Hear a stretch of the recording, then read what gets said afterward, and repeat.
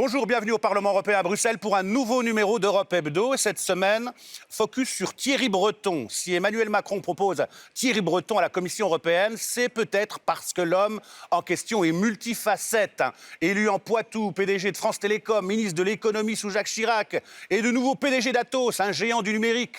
Un CV fourni pour un poste au périmètre très large. Le futur commissaire français s'occupera entre autres d'industrie, de marché intérieur et de défense. Et déjà, les critiques se font entendre. Les députés européens d'opposition y voient un risque de conflit d'intérêts. Il lui reste à passer le cap des prochaines auditions au Parlement européen. Ce sera à la mi-novembre. On en débat avec nos invités en deuxième partie d'émission. Le sujet d'actualité cette semaine, c'est la campagne électorale qui bat son plein au Royaume-Uni. Les partis politiques britanniques ont lancé leur campagne électorale en vue des législatives anticipées du 12 décembre. Chacun peaufine sa position pour le Brexit. On regarde et on réagit juste après.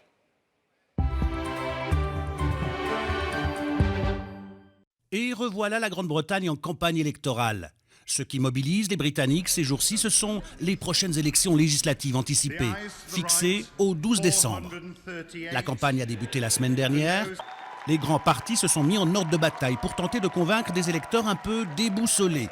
Et le Brexit ne sera pas forcément l'unique thème de cette élection.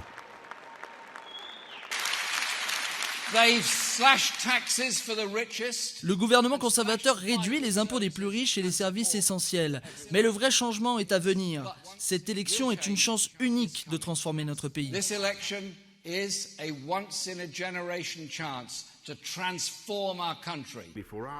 Boris Johnson, qui avait promis que le Brexit aurait lieu le 31 octobre, a tenté de se dédouaner lors d'une visite à un hôpital. Je suis incroyablement frustré que nous ne soyons pas en mesure de mettre en place le Brexit aujourd'hui. Mais ne doutez pas de ce qui s'est passé. Nous avions un accord fantastique sur la table. La Chambre des communes l'a adopté, mais elle a ensuite voté à nouveau en faveur d'un délai supplémentaire. Les libéraux-démocrates ont, eux, choisi de faire campagne en promettant d'arrêter le Brexit. Les premiers sondages donnent le parti conservateur largement en tête des intentions de vote. Nous a rejoint sur ce plateau Gabriel Grésion, bonjour. Bonjour. Merci d'avoir accepté notre invitation. Vous êtes journaliste correspondant à Bruxelles pour le journal Les Échos. Ces législatives anticipées, c'est un pari risqué pour Boris Johnson ? Écoutez, si on regarde les sondages, on se dit qu'il a de l'avance, que ça devrait pouvoir fonctionner. Simplement, on a acquis un peu d'expérience au cours des dernières années avec le Royaume-Uni. Et on se souvient très bien du scénario des dernières législatives qui avait été décidé par Theresa May, où sur le papier, elle avait de l'avance. Et puis cette avance, elle s'est réduite dans la dernière ligne droite. Il y a une volatilité d'électorat britannique qui est évidente. Il y a des conditions. On dit beaucoup que le fait que ça ait lieu en hiver peut perturber le scrutin. Oui, je pense que sur le papier, il a de l'avance, mais dans la réalité, c'est un pari risqué parce que tout ce qui a trait au Brexit est risqué au Royaume-Uni. Donc, notamment sur le Brexit, il y a un accord de sortie du Royaume-Uni de l'Union européenne, mais Bruxelles a donné un nouveau délai, le 31 janvier 2020, pour faire valider cet accord. Quel agenda maintenant pour le Brexit ? Quel est l'état d'esprit à Bruxelles ? Alors pour ce qui concerne l'agenda, j'ai envie de vous dire que le Brexit, ce qui le caractérise désormais, c'est qu'il n'y a plus d'agenda, en fait. C'est-à-dire qu'on a pris l'habitude de fixer des échéances et que ces échéances soient pulvérisées. Donc, qu'est-ce qui va se passer là ? On a tous la date, effectivement, du 31 janvier en tête. Le scénario idéal, c'est qu'il y ait, au terme de l'élection législative, une majorité claire qui permette de valider l'accord, de le ratifier des deux côtés et d'avoir une sortie ordonnée du Royaume-Uni au 31 janvier. Mais en vérité, personne ne sait si c'est ça qui va se passer et on a forcément un petit pressentiment que l'histoire pourrait se répéter. Quant à l'état d'esprit, il a quand même un peu évolué. C'est-à-dire que je dirais qu'il y a un an, on était encore en mode un peu panique. Et ici à Bruxelles, maintenant, c'est plutôt une forme de lassitude, voire de résignation. Et il y a chez certains une envie d'abord et avant tout d'en finir. Alors que, je vous dis, il y a un an, on se disait c'est horrible, le Royaume-Uni va sortir, peut-être sans accord, etc. Maintenant, l'histoire prouve que sans accord, en fait, on n'y va pas vraiment au Brexit sans accord. Enfin, on fait tout pour l'éviter. Donc, voilà, il y a plutôt une forme de fatigue et une envie d'en finir. Une envie d'en finir. Justement, chez les 27, jusqu'où est-on prêt à faire état de bienveillance vis-à-vis de Londres? Alors, c'est sur ce point que je dirais qu'on a beaucoup dit pendant toute la négociation du Brexit que l'unité des 27 était impressionnante, et c'est vrai. Sur cette question de la bienveillance à l'égard du Royaume-Uni, il y a peut-être une ligne de faille qui est apparue. Laquelle?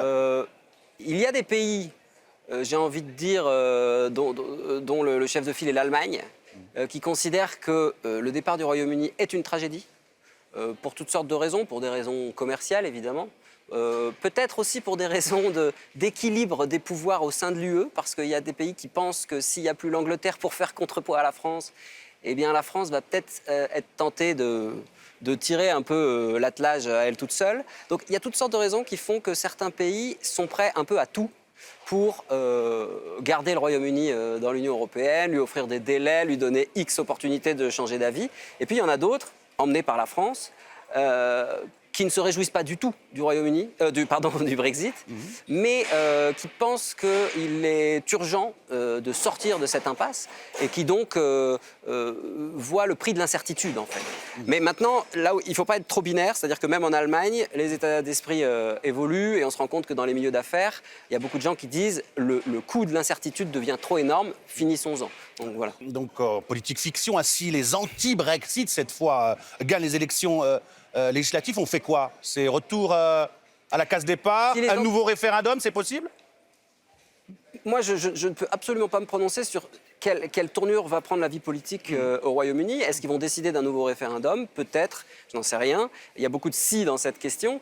Ce qui est certain, c'est que s'il émerge un jour un consensus, ou en tout cas une majorité au Royaume-Uni pour en finir avec le Brexit, au sens pour renoncer au Brexit, ils ont un claquement de doigts à faire et c'est fini. C'est-à-dire qu'au plan juridique, le fameux article 50 qu'ils ont enclenché pour sortir de l'Union européenne, le jour où ils décident qu'ils retirent l'article 50, ils sont membres de plein droit, comme si rien n'avait eu lieu. Donc le scénario d'un revirement de l'histoire et d'une annulation du Brexit, il n'est pas du tout à exclure. Encore faut-il qu'émerge une majorité sur ce sujet. Donc on l'aura compris, tout est possible. Tout est possible, rien n'est certain.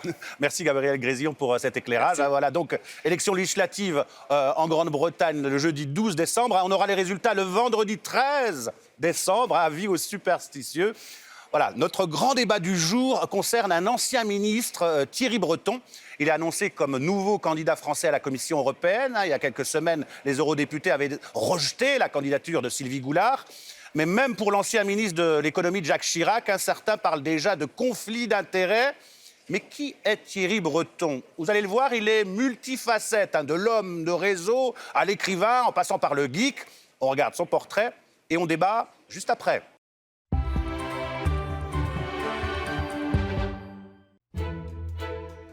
Thierry Breton proposé par Emmanuel Macron à la Commission européenne, peut-être parce que l'homme en question est multicarte. Un parcours de redresseur d'entreprise d'abord. Partout où il passe, Thierry Breton impose des plans d'économie, tout en lançant des acquisitions stratégiques. Il a passé un peu plus de 2 ans à France Télécom et le bilan de sa politique, c'est près de 20 000 suppressions d'emplois en 2 ans. Mais la méthode fait ses preuves. Avec lui, France Télécom, Thomson ou Bull se redressent. Multicarte, Thierry Breton est aussi un passionné de nouvelles technologies. Dans les années 80, le jeune ingénieur crée son entreprise informatique. À l'époque, il a tout du geek. La pensée est maintenant la pensée d'un informaticien, c'est-à-dire plus circulaire, si je puis dire. Multicarte avec la politique, qui s'invite dans son parcours en 1986. Il entre au cabinet de René Monory, qui lui confie la création du Futuroscope de Poitiers. Et le Futuroscope, j'ai l'impression que c'est un peu la rencontre du rêve, il y en a beaucoup, et de la technologie également. Nous avons effectivement essayé de construire quelque chose pour ces enfants qui passeront leur bac après l'an 2000. Homme d'amitié et surtout homme de réseau, Thierry Breton se lie à Jacques Chirac. En 2005, le grand patron est nommé ministre de l'économie. Un mélange des genres qui dérange déjà à l'époque. C'est à ce mélange-là qu'il faut mettre fin. Il y a d'un côté la gestion des fonds publics, dans le cadre de laquelle les Français veulent de la simplicité, de la transparence et de la moralité, et d'autre part la gestion d'une entreprise. À Bercy, l'ancien patron a une obsession, la dette publique. La France d'aujourd'hui vit au-dessus de ses moyens. Mais la victoire de Nicolas Sarkozy en 2007 l'éloigne de la politique. Thierry Breton, multicarte, là encore, prend la tête d'Atos, un géant du numérique. Le futur commissaire français, quel qu'il soit, s'occupera entre autres d'industrie, de marché intérieur ou de défense. Il sera notamment en charge de la cybersécurité, de l'intelligence artificielle ou encore des supercalculateurs. Autant de thématiques directement liées à l'activité d'Atos, le bébé de Thierry Breton. Les députés européens d'opposition y voient un risque de conflit d'intérêts. Sur l'examen des conflits d'intérêts, nous, on va faire le travail de manière aussi scrupuleuse que ce qu'on a fait pour les autres commissaires. On va lui poser des questions notamment sur l'entreprise Atos qu'il dirigeait, qui a reçu des subventions européennes. On ne peut pas réguler l'industrie et en même temps avoir des intérêts dans cette industrie, sinon il y a un conflit d'intérêts. Après le rejet de la candidature de Sylvie Goulard, Emmanuel Macron prend-il le risque d'un nouveau camouflet? Pour lui, c'est non. Il faut aussi savoir ce qu'on appelle conflit d'intérêts. Est-ce que quand il était chez Atos, il pensait qu'il allait devenir commissaire européen? Non. Et il n'y a rien qui pouvait l'établir, même jusqu'à il y a 15 jours. Est-ce que quand il était à Atos, il a pu bénéficier de quelque chose? Non.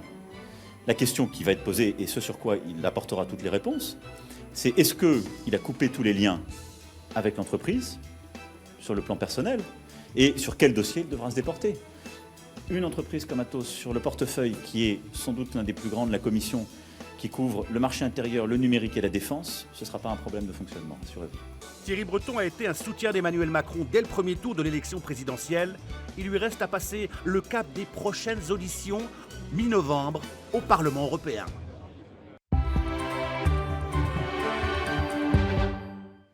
Voilà pour le portrait. Précisons que le candidat français à la Commission européenne, Thierry Breton, actuel PDG du groupe de services informatiques Atos, ne possédera plus aucune action si sa nomination est confirmée par le Parlement européen. Cela signifie que les titres qu'il possède seront cédés, précise-t-on, du côté de son entourage, et ce, afin d'éviter tout conflit, tout risque de conflit d'intérêts.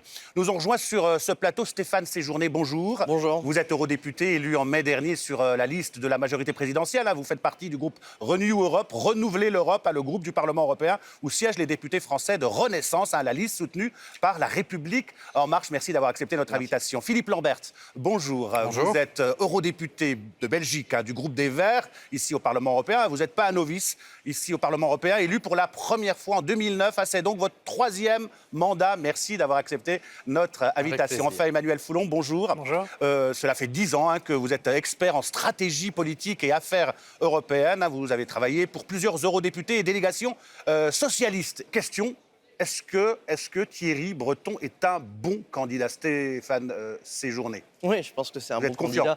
Oui, confiant, et à la fois, je pense qu'il coche toutes les cases du portefeuille sur lequel il doit du coup mener à bien son exercice à la Commission. On avait des interrogations sur l'ampleur, en tout cas, du portefeuille. Je pense que Thierry Breton, à la fois avec ses compétences sur le numérique, sur le marché intérieur et sur le volet défense, votre reportage ne le montre pas, mais il a aussi été à l'initiative du Fonds européen de défense. En tout cas, il y a travaillé. Donc sur tous ces sujets-là, évidemment, on est plutôt confiant. Et puis, ça sera, à mon avis, un bon élément pour la Commission.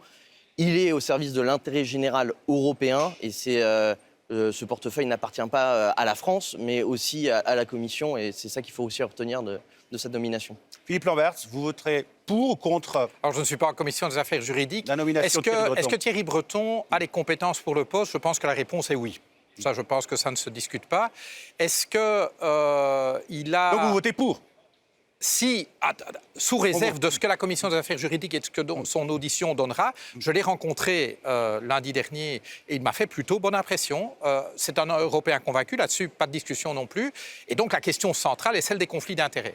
Et là-dessus... Vous l'avez rencontré, vous l'avez titillé, vous l'avez C'est pas titillé.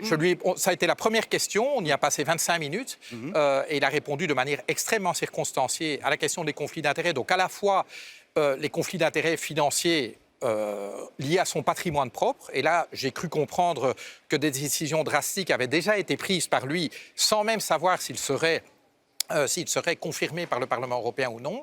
Il y a la question, évidemment, des relations avec son ancienne boîte, puisque jusque vendredi dernier, il dirigeait Atos et Atos est un fournisseur de l'Union européenne. Donc il faut bien préciser, il y a la question de Atos comme fournisseur et puis il y a la question de Atos comme bénéficiaire de subsides européens, en particulier dans le domaine de la recherche. Et là, il appartiendra à Thierry Breton de se tenir à distance de toute décision qui pourrait impliquer son ancien groupe. Quand bien même il ne détiendrait plus d'action, c'est clair qu'on ne peut pas avoir dirigé un groupe jusqu'à il y a une semaine et puis être insensible à ce groupe dans les mois et les années qui viennent. Et donc, il faudra qu'on ne puisse pas suspecter Thierry Breton dans l'exercice de son mandat, moyennant des engagements très clairs là-dessus. Alors, je pense que Thierry Breton pourrait être confirmé. Il y a un point que je voudrais souligner, c'est l'attitude. Autant Emmanuel Macron et Sylvie Goulard incarnaient une forme d'arrogance française, autant Thierry Breton est plutôt sympa. Enfin, je dis, c'est quelqu'un qui ne la ramène pas lourdement, quoi. Et ça, je pense que c'est quelque chose qui risque de toucher sympathiquement les députés. Emmanuel Foulon, quand on est compétent dans un domaine, il ne faudrait surtout pas qu'on s'en occupe au niveau européen. Est-ce que ce n'est pas ça le procès qu'on fait à Thierry Breton? Est-ce qu'il ferait un bon commissaire européen? C'est une bonne question. En fait, si j'étais son coach pour passer les auditions, je lui donnerais 3 conseils. 1, comme l'a dit Philippe Lamberts, effectivement, être beaucoup moins arrogant que l'a été Sylvie Goulard, parce que ça lui a coûté cher. 2, je lui proposerai évidemment de vendre toutes les actions, quelles qu'elles soient, pour paraître les mains propres et pour éviter les conflits d'intérêts. Et puis 3, je jouerai de mon expérience. Effectivement, il a été chef d'entreprise, il s'y connaît en industrie, il s'y connaît en finance, il s'y connaît en supercalculateur, en numérique, en innovation. Donc il a le bon job description, il a la bonne expérience, ça va de soi. Et puis ça évitera aussi d'avoir 6 mois où quelquefois les anciens commissaires mettent du temps à rentrer dans les matières. Là, on va gagner 6 mois de temps et du coup d'efficacité. Maintenant, une fois qu'on a parlé de ça, la question éthique arrive, de savoir est-ce qu'il sera capable de couper ses liens financiers, bien sûr, mais aussi d'amitié avec les entreprises pour lesquelles il a travaillé, avec les autres capitaines d'entreprise, avec les lobbies. Est-ce qu'il sera capable, sans conséquence, de travailler pour 30 fois son salaire de 2017 ? Parce qu'en 2017, il a touché jusqu'à 6 millions d'euros quand même.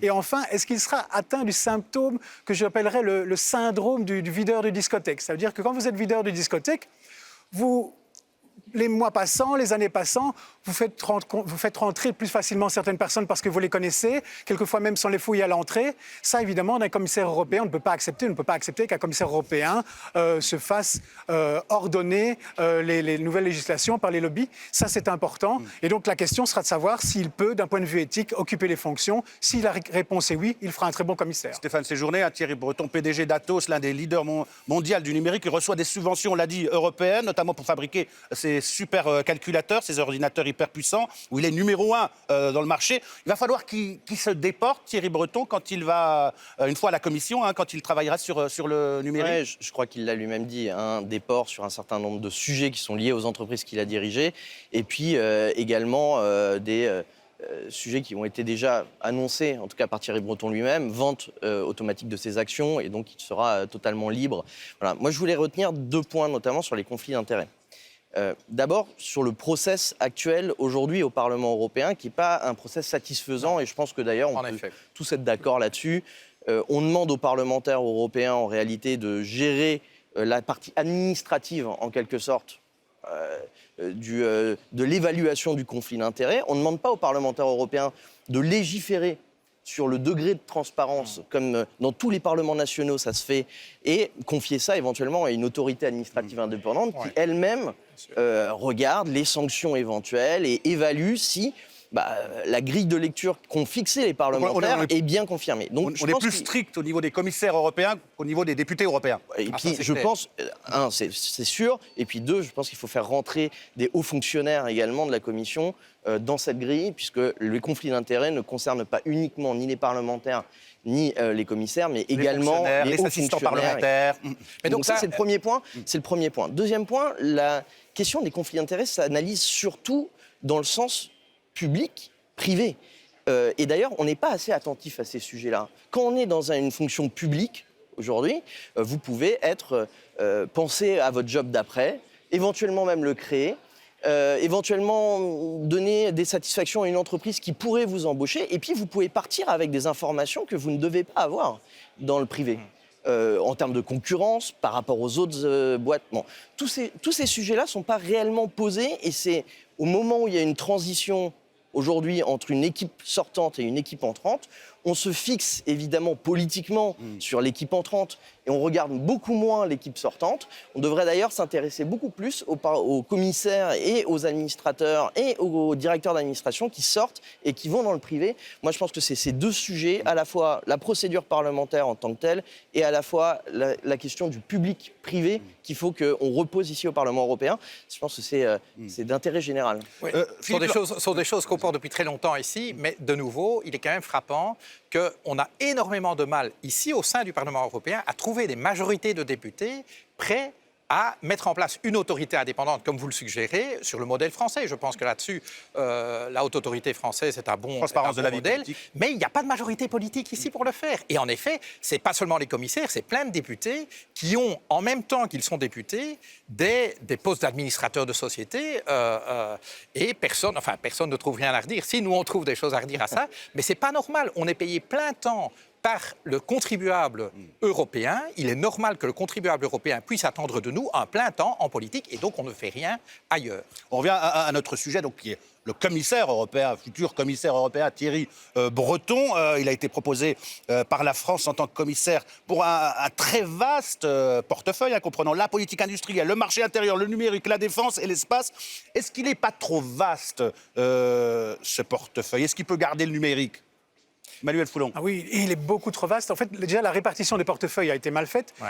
Le portefeuille ici est gigantesque. Emmanuel Macron disait ce qui m'intéresse, c'est le portefeuille. Ah ouais. Mais évidemment, parce que, bien sûr, c'est la Commission européenne qui décide du champ d'action autour de chaque commissaire, mais il est clair aussi que c'est Emmanuel Macron qui a négocié en amont la taille du portefeuille, et je le comprends volontiers, parce que du coup, ça donne une influence énorme sur les secteurs d'activité qui sont dans le portefeuille. Donc ça, je l'entends. Après, là où j'ai aussi un problème, c'est que finalement, vous vous retrouvez avec des commissaires de première et de deuxième division. Vous vous retrouvez avec des commissaires et des sous-commissaires. Alors, Dieu sait que je me bats pour l'égalité des gens, pour les droits des femmes. Tout ça, vraiment, c'est important et on est encore bien loin d'y arriver. Mais regardez, vous avez un commissaire qui s'occupe de l'égalité des genres et vous avez un commissaire qui s'occupe du marché intérieur, de l'industrie, de la défense, du numérique et de l'espace. Il y a un déséquilibre total. Alors, de deux choses l'une. Soit vous estimez et vous acceptez qu'il y ait des commissaires et des sous-commissaires, et ce n'est pas terrible, évidemment, pour l'image non plus des pays qui ont un sous-commissaire. Soit vous dites, le portefeuille de M. Breton, c'est un portefeuille à taille normale, mais alors vous n'avez plus 27 commissaires, vous avez 10 commissaires, et on gagnera en argent et peut-être en efficacité. Personnellement, je ne serais pas opposé à un système où on a, comme dans des gouvernements nationaux, des ministres et des secrétaires d'État. Autrement dit, des ministres ont un grand domaine d'activité. Ceci étant, ici, on est aussi dans une perversion du système parce que non seulement il y a un déséquilibre énorme, comme vous le disiez, entre les portefeuilles, mais Emmanuel Macron ne s'en cache même pas. Vous dites, on n'est pas propriétaire du portefeuille. Je suis désolé, Emmanuel Macron se comporte comme si la France était propriétaire du portefeuille. Et ça ne va pas. Je rappelle que dans les textes des traités, l'allocation des portefeuilles est la prérogative exclusive du ou de la présidente de la Commission. Et ici, c'est là qu'on mesure déjà le fait qu'en choisissant von der Leyen, on a choisi une présidente de la Commission faible, qui est donc soumise aux pressions de ses commanditaires. Et qui sont ces commanditaires? Emmanuel Macron et accessoirement Angela Merkel. Et donc ça, c'est problématique parce que nous voulons une commission qui soit indépendante des États membres. Non, sous l'influence de la France et de l'Allemagne? Bien sûr. Évidemment. Déjà sur les commissaires. Aujourd'hui, il y a déjà une différence entre les vice-présidents de la Commission, les portefeuilles, et vous faisiez le parallèle entre le niveau national et le niveau européen. Mais dans la constitution des gouvernements, le fait de politiquement marquer une personnalité avec un portefeuille fort est évidemment un champ d'application qui est un choix politique. Et aujourd'hui, est un choix politique de von der Leyen. Alors effectivement, dans le cadre des discussions aujourd'hui au Conseil, c'est une évidence. Mais encore une fois, je vous le dis, le portefeuille ne sera pas dirigé par un Français, mais par un Français qui s'occupe de l'intérêt général européen. Bien sûr. Donc moi, je suis assez à l'aise sur le fait que il y a des commissaires qui ont des gros portefeuilles, il y a même des vice-présidents exécutifs. C'est aussi des choix politiques, c'est aussi des choix de représentation. Et on est dans un régime, je vais dire, au niveau européen, de la confrontation de deux régimes, entre le régime parlementaire et presque fédéraliste dont on est issu. On est rangé au niveau du Parlement européen en appartenance politique et on fait fi de nos nationalités. Et puis il y a la coopération étatique et il y a le Conseil où là on représente les États. Et la Commission, elle est aussi à la jonction de ces deux points. Donc effectivement, il y a de l'influence étatique. et il y a de l'influence des États membres. Et puis, il y a aussi une prise en compte de la part des commissaires de l'intérêt général européen et du travail qu'il faut qu'ils effectuent avec l'ensemble des groupes parlementaires ici. Et je trouve que c'est assez sain. Après, s'il faut revoir le système, il faudra peut-être, en tout cas, donner le titre de vice-président à des gens qui ont des gros portefeuilles et avoir une forme de doctrine sur la taille et l'importance des portefeuilles. Je suis assez d'accord d'ailleurs avec M. Lambert sur les secrétaires d'État, des ministres, éventuellement des ministres d'État, des vice-présidents de la Commission. Il faudrait peut-être une forme de hiérarchie qui nous donne une doctrine qu'on puisse expliquer. Il gagnera 10 fois moins à la Commission européenne que chez Athos. Est-ce que c'est un gage d'honnêteté, Philippe Lambert? En tout cas, comment est-ce que je dirais, on peut se poser la question évidemment des inégalités salariales en Europe et c'est sûr que ça choque quand même de voir le type de rémunération qu'on voit. Et Athos n'est pas encore le pire exemple. Non, je veux dire, si vous allez dans la finance, vous voyez des rémunérations totalement indécentes. Ceci étant, le fait qu'il accepte de prendre un poste comme celui-là, c'est clairement pas pour l'argent. Je veux dire, son intérêt financier était de rester PDG d'Athos. Donc, l'impression qu'il m'a donnée, c'est que bien sûr, il n'est pas dans le besoin, c'est évident, mais il ne me semble pas, a priori, motivé par le toujours plus. Puisqu'en l'occurrence, si j'ai bien compris, il va évidemment avoir sa rémunération de commissaire qui est, en tout cas pour le commun des mortels, plantureuse, mais il renonce aussi à toucher sa pension de retraite d'Athos pendant la période où il sera commissaire. C'est bien la moindre des choses. On va dire, ben oui, c'est évident, mais vous savez, pour certains, tant qu'ils y ont droit, ils vont. Et c'était le problème de Sylvie Goulard. Quand elle a touché 350 000 € d'un milliardaire américain, sa réponse, c'était légal, donc il n'y avait pas de problème. Oui, mais c'était peut-être légal, mais c'était indécent. Et si c'est indécent, ben, il faut y renoncer. Là-dessus, il me semble que Breton est plus sain que Sylvie Goulard ne l'était. Voilà, toute la difficulté va être de montrer qu'il n'y a pas de conflit d'intérêt lors de cette audition. Va y arriver ou c'est mission impossible, selon vous? Écoutez, honnêtement, moi je pense qu'il va y arriver. On ne sera pas face à une crise institutionnelle si jamais ça ne se passe pas bien, contrairement à ce que j'ai entendu, parce que déjà il y a plusieurs années, Barroso avait été élu en février, enfin avait été voté en février de l'année d'après.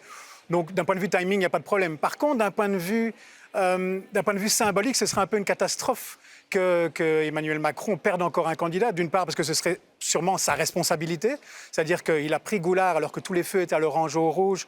Pour conflit d'intérêts, elle est saquée, il met Breton, dont le seul point faible finalement c'est un conflit d'intérêts potentiel.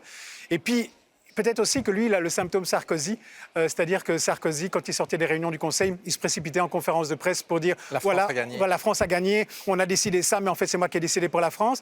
Ici, Emmanuel Macron paye peut-être aussi son omniprésence, le fait d'avoir été maître d'œuvre sans pitié pendant l'attribution des top jobs, donc président de la Commission, président du Conseil, président de la Banque européenne. Et effectivement, il a très bien réussi ses négociations pour lui et pour la France, mais il n'a pas pu s'empêcher de marcher sur énormément de pieds. Et il y a des gens qui le prennent maintenant pour un vrai ennemi politique. Stéphane Séjourné, si Thierry Breton est rejeté, on fait quoi? J'y pense même pas, puisque en plus la discussion qu'on vient d'avoir montre que normalement, si tout se passe bien, et en tout cas avec les diligences que lui-même a montrées avant même une évaluation de sa déclaration d'intérêt, montre que normalement il ne devrait pas y avoir de problème. Donc moi, pas de rejet possible? Pas de rejet possible, tout est possible. On est en politique et par ailleurs, il y a une évaluation. Tant qu'on est dans le système que je vous décrivais avant, c'est-à-dire que la commission des affaires juridiques doit analyser, il peut se passer n'importe quoi. Donc moi, je suis membre de cette commission. Évidemment, je relèverai les éléments pragmatiques et je pense que c'est important qu'on puisse traiter de la même manière les commissaires européens qui sont passés entre nos mains, en quelque sorte, en commission des affaires juridiques depuis quelques mois, et que de Thierry Breton maintenant. Donc si, en tout cas, on fait le même traitement et qu'il n'y a pas d'instrumentalisation politique autour de cette question, normalement, Thierry Breton devrait être validé en affaires juridiques. Et puis après, c'est à lui aussi de montrer, de faire la démonstration aux parlementaires européens qu'il est en capacité de gérer ce portefeuille, grand comme on vient de le dire, et puis qu'il est compétent sur ces sujets-là. Et ça sera l'audition devant les parlementaires. Ça, c'est un autre exercice. C'est un exercice qui est, à mon avis, plus important que l'exercice en commission des affaires juridiques. On sera fixé bientôt, le candidat français sera auditionné par les députés européens sur le fond, notamment sur la politique qu'il compte mener à son poste. Donc à la mi-novembre, le 12 novembre, la nouvelle commission d'Ursula von der Leyen doit prendre ses fonctions le 1er décembre. Merci à vous trois d'être venus débattre. Merci à vous de nous avoir suivis. Bonne suite des programmes sur les chaînes parlementaires. Bye bye.